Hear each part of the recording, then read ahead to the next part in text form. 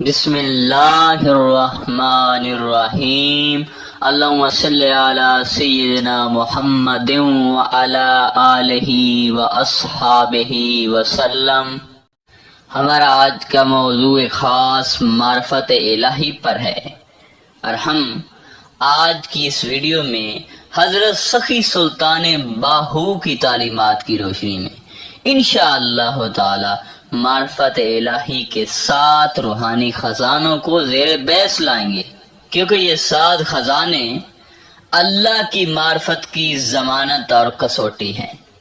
اور جب تک یہ خزانے طالب کے ہاتھ میں نہیں آ جاتے اور طالب ان خزانوں کی گہرائی میں جا کر نہیں ڈوبتا، اس وقت تک طالب اللہ کی معرفت میں کامل نہیں ہے، اور نہ ہی وہ یہ بات دل و زبان سے کہہ سکتا ہے کہ مجھے معرفت الہی حاصل ہو گئی ہے، بلکہ وہ جھوٹا ہے، اور جس سے وہ خزانے مل گئے تو اسے اللہ کی معرفت کے ساتھ ہر خفی و مخفی علم بھی حاصل ہو جاتا ہے۔ لہذا ان روحانی خزانوں کو سمجھنا اور ان کی گہرائی میں اترنا نہایت ہی ضروری ہے۔ اب بلا تاخیر ہم اپنے موضوع کی طرف آتے ہیں۔ دیکھیں سامعین، جو معرفت ہے یہ ایک ایسا سبجیکٹ ہے جو شروع سے لے کر اب تک ہر خاص و عام کے ہاں زیر بحث ہے، مگر کسی نے اس کو حق جان کر اس کو سمجھا ہے، کوئی اس کی تہ تک پہنچا ہے، اور کسی نے معرفت کو بدعت کہہ کر اس کے وجود سے انکار کیا ہے۔ حتیٰ کہ اگر غور کریں تو عجز بھی کسی شے کی موجودگی کی وجہ سے ہی ہوتا ہے۔ مثلا ایک نبینہ دیکھنے سے اس لیے عاجز ہے کیونکہ بصارت ایک صفت ہے جو موجود ہے، لیکن وہ شخص اس سے محروم ہے۔ اگر بصارت کوئی شے ہی نہ ہوتی اور کوئی مخلوق بھی دیکھنے کی اسے اہلیت نہ رکھتی تو کوئی نابینا بھی نہ کہلاتا۔ دیکھیں سامعین، بہت سے لوگ بینا ہوتے ہیں بصارت کی موجودگی کی وجہ سے، اس لیے بصارت کی غیر موجودگی کسی ایک شخص کو نابینا بنا دیتی ہے۔ چنانچہ معرفت الہی ممکن اور انسانی قلب کی موجود صفت ہے، اور بینا کو دکھائی دیتا ہے کہ اس کا وجود ہے، لہذا اس سے انکار نہیں کیا جا سکتا۔ یقین جانیں کہ انسان اگر غور کرے تو کائنات کی ہر ایک چیز اس کو معرفت الہی کا سبق دیتی ہوئی نظر آئے گی۔ سورہ تمثیل کی زبان میں بتا رہا ہے کہ معرفت الہی حاصل کرو، یہ معرفت تجھے میری طرح روشن کر دے گی۔ بہتا ہوا دریا انسان کو بتا رہا ہے کہ معرفت اس طرح حاصل کرو کہ وہ تمہاری روح میں چشمہ بن کے جاری ہو جائے۔ چڑیاں جب چہچہاتی ہیں تو وہ انسان سے کہتی ہیں خدا کی معرفت اس طرح حاصل کرو کہ وہ تمہاری زبان پر خداوند تعالیٰ کا نغمہ بن جائے۔ دیکھیں یہی حال پوری کائنات کا ہے۔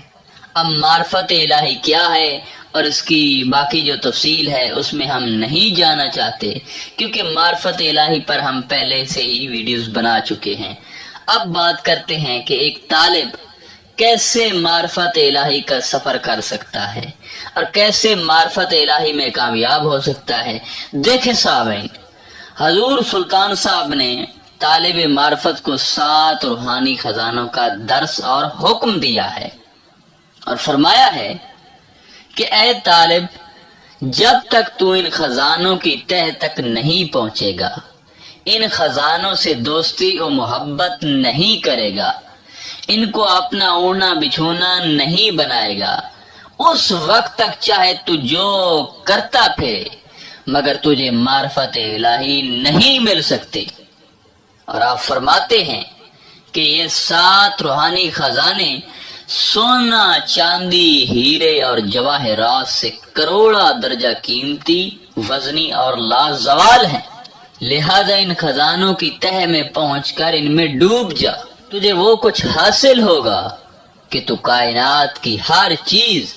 اپنی ہتھیلی پر دیکھے گا۔ اب وہ خزانے ہیں کیا؟ حضور سلطان صاحب فرماتے ہیں کہ اول خزانہ نفی لا الہ ہے، نہیں کوئی معبود، یعنی طالب لا کی تلوار سے ظاہری اور باطنی تمام بتوں کو ختم کر دے اور کسی کو بھی اللہ رب العزت کا شریک نہ ٹھہرائے، اور یہ اقرار کرے کہ اے اللہ پاک، میں تیرے لیے اپنے دل سے ہر ایک بت کو توڑتا ہوں اور تیرے مقابلے میں کسی اور چیز کو نہیں مانتا، تو ہی میرے لیے سب کچھ ہے اور مجھے سب کچھ عطا کرنے والا ہے اور سب سے زیادہ مجھ سے محبت کرنے والا ہے، تو ہی ہر طرح کا رزق عطا کرنے والا اور ہر مصیبت اور آفات سے نجات دینے والا ہے، اور میری یہ زندگی بھی تیری ہی عطا کردہ ہے، تو میرے ہر عمل کو دیکھنے والا اور میرے گناہوں اور غلطیوں سے درگزر کرنے والا ہے، میں اپنے ہر معاملے میں تجھے ہی کافی سمجھتا ہوں، میری ہر طرح کی عبادت صرف اور صرف تیرے لیے ہے، اور میں تیری اس امانت میں خیانت نہیں کروں گا اور نہ ہی کسی کو تیرا شریک ٹھہراؤں گا۔ یعنی طالب معرفت ہر شے، ہر رشتے اور اپنے نفس کی اللہ کے مقابلے میں نفی کر دے، اسے لا الہ کہتے ہیں۔ دوسرا خزانہ اثبات اللہ ہے۔ دیکھیں اس منزل پر پہنچ کر طالب معرفت گواہی دے کہ اے اللہ تو اس قدر خوبصورت ہے اور تیری ذات اور تیری تمام تر صفات اس قدر کامل ہیں کہ تیرے سوا کوئی اور عبادت کے لائق ہی نہیں، اور ہر جگہ صرف تو ہی ہے، ہر ایک رنگ تیرا ہی رنگ ہے، ہر روپ تیرا ہی روپ ہے، ہر شے میں تیرا ہی جلوہ ہے، تو ہر شے پر قادر ہے اور سب کچھ تیرے قبضے میں ہے۔ دیکھیں جی تیسرا خزانہ محمد رسول اللہ ہے۔ اس منزل پر پہنچ کر طالب معرفت کا کام ہے کہ وہ نبی کریم صلی اللہ علیہ وآلہ وسلم پر ایمان لانے کے بعد حضور علیہ السلام کے عشق میں ڈوب جائے، نبی کریم صلی اللہ علیہ وآلہ وسلم کا مقام سمجھے، اور وہ ہر وقت یہ خیال کرے کہ حضور علیہ السلام کا فیض مجھ پر برسات کی مانند برس رہا ہے۔ حضور سلطان صاحب فرماتے ہیں کہ چوتھا خزانہ تلاوت آیت قرآنی ہے، یعنی طالب معرفت آیات قرآن کی تہ میں پہنچ کر ایک ایک لفظ کو سمجھے، گویا وہ ایسا تصور کرے کہ میں خدا سے باتیں کر رہا ہوں۔ آگے پانچواں خزانہ دعائے سیفی کا پڑھنا ہے۔